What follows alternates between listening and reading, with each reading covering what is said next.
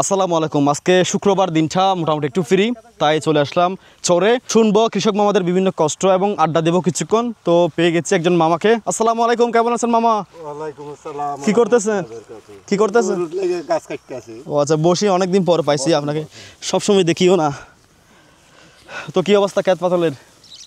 তো দেখতে লাগছে ওইখানে তো প্রায় 20,000 টাকার মতো লস হয়ে গেছে। কিসের কি ক্ষেত করেছেন এখানে? এই করলা ক্ষেত, তিতা করলা। তিতা করলা? তিতা করলা তো অনেকজন সফল হয়েছে। এখন আপনি কি হয়েছে? ওইখানে বৃষ্টি পানি, হ্যাঁ, সবগুলো শুধু বৃষ্টির পানি সমস্যা? এটা কেন চলে? বৃষ্টির পানি, খালের পানি, নদীর পানি নিয়ে নিয়েছে। ও আচ্ছা, আপনি ফলন বা ক্ষেতের কোনো সমস্যা এরকম দেখা দেয়? সমস্যা গত বছর ছিল, আর এগুলো সব আমার ক্ষেত না, এগুলো সব বন্যা নিয়েছিল। ও আচ্ছা, কতটুকু করছেন আপনি? আমি প্রায় 4.5 খানির মতো।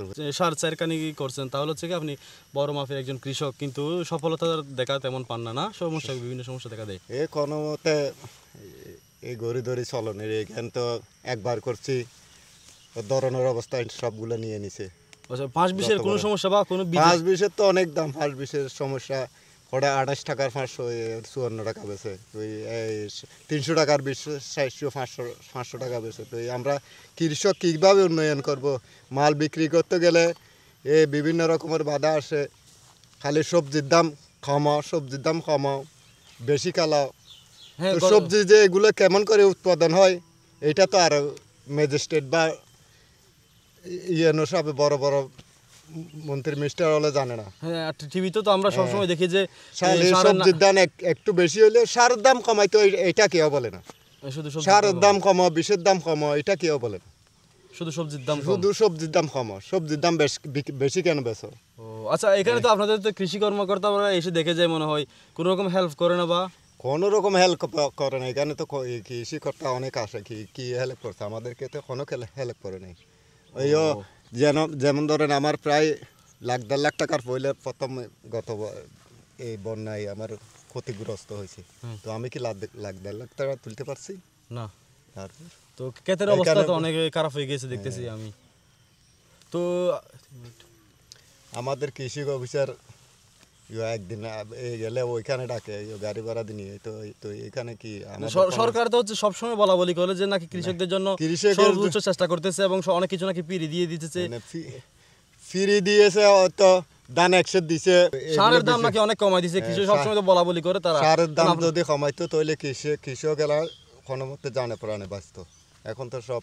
আচ্ছা, আপনার 1 নম্বর অভিযোগ হচ্ছে সারের দাম যদি একটু কম হয়, সার বিষ এগুলো সব কিছু দাম। আচ্ছা, বীজের মান কেমন বা বীজ কি কেমন পড়ে, এগুলো সম্পর্কে যদি একটু বলতেন। বীজের দামও তো অনেক বেশি। যেগুলো আমি গত বছর, আগের বছর নিয়েছি 100 টাকার বীজ, এইটা এই বছর 400, 300, 450 টাকা নিতে হয় বীজ, 1 প্যাকেট বীজ। আচ্ছা, অনেকে অভিযোগ করে যে বীজ নাকি ভালো পড়ে না, বীজটা পচা পড়ে, হয় না। ওইটাও তো ঠিক আছে, বীজ ভালো পড়ে না, সময় সময় বীজ খারাপ হয়ে যায়। এই বীজ ওই ভালো কোম্পানি ওই বলে বেচে, যেমন ফলন ধরে দেখা যায় এটা। আচ্ছা, এগুলো কি কোম্পানি 2 নম্বরে করে নাকি দোকানদারে করে? কি এটা তো আমরা কেমনে জানবো? এটা কোম্পানির দরকার, কোম্পানির ধরনের দরকার। কোম্পানির দুর্নাম না, যদি কোম্পানি না ধরে সদাই এজেন্টদারকে বেছে, হেরা যদি ডুপ্লিকেট করে তাহলে কোম্পানির অসুবিধা না? কোম্পানি তদারকি না করলে আমরা তো কিছু করতে পারি না। দেখি কোম্পানির সিল, কোম্পানির সব কিছু এখানে রোপণ করলে দেখি ফলন নাই, বীজ সমস্যা, ফলন হয়ে যায় অন্যরকম। গরু পালন করছেন? জি, গরু পালন করছি। কয়টা আছে আপনার? গরু এখন বর্তমানে একটা আছে, একটা কোরবানি বিক্রি করছি। শুধু একটা করছেন? বড় করে করছেন না? বড় করে করছি এটা। ও আচ্ছা, ঠিক আছে, তাইলে মামা কষ্ট দিলাম, ধন্যবাদ আপনাকে।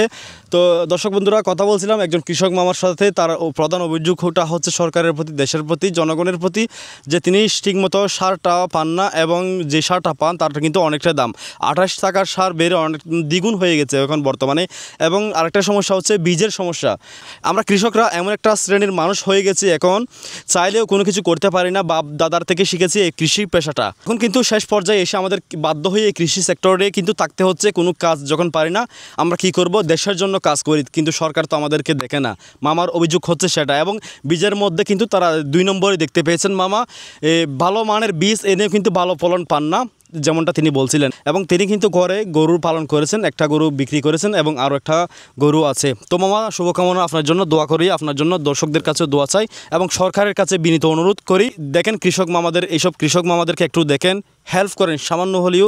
আপনাদের নজরে যদি এই ভিডিওটা যায়, আপনারা দেখবেন, একটু হলেও বিবেচনা করবেন এই কৃষক শ্রেণীর মানুষগুলো কতটা কষ্টে আছে। এবং দর্শক বন্ধুরা, আপনাদের কাছে একটু রিকোয়েস্ট করি, আপনারা ভিডিওটা একটিবারের জন্য হলেও শেয়ার করবেন, যাতে এই কৃষক মামাদের একটু হলেও উপকার হয়। ধন্যবাদ সকলকে, দেখা হবে পরবর্তী নতুন কোনো ভিডিওতে। সে পর্যন্ত ভালো থাকবেন। আসসালামু আলাইকুম।